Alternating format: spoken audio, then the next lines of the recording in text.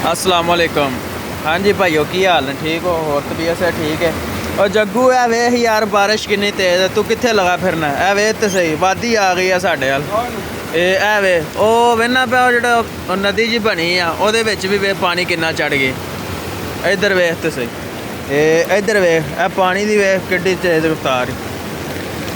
ऐ पूरा भैन चो दरिया बनया पे ओ वे पिछों कितना तेज़ पानी आ रही। ओ गड्डियां सारियां रोकियां नहीं। इधर वे ए वे ओ अपनी दुकान दे अगे हो बल्दी वाले डब्बे भी रेड़ रेड़ के जा रहे हैं। ਉਹ ਬਲਦੀ ਵਾਲੇ ਡੱਬੇ ਤਰ ਕੇ ਹੀ ਜਾ ਰਹੇ ਰੋਡ ਦੇ ਉੱਤੇ ਹੀ।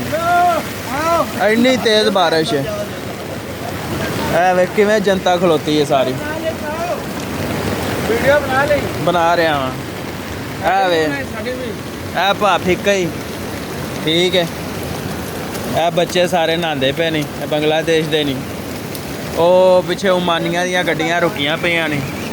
ਬੜਾ ਭਈਆ ਪਾਣੀ ਚੜਾਇਆ ਉੱਤੇ ਹੋਵੇ। ਪਿੱਛੋਂ ਉਹ ਪਹਾੜ ਨੇ ਨਾ, ਉਹ ਪਹਾੜਾਂ ਤੋਂ ਸਾਰਾ ਪਾਣੀ ਆ ਰਿਹਾ ਥੱਲੇ। ਉਹ ਲੈਣਾ ਜਿਹੜੀਆਂ ਨਜ਼ਰ ਆ ਰਹੀਆਂ ਨਾ, ਉਹ ਸਾਰੀਆਂ ਉਹ ਪਹਾੜਾਂ ਤੋਂ ਪਾਣੀ ਸਾਰਾ ਇੱਧਰ ਆ ਰਿਹਾ ਥੱਲੇ।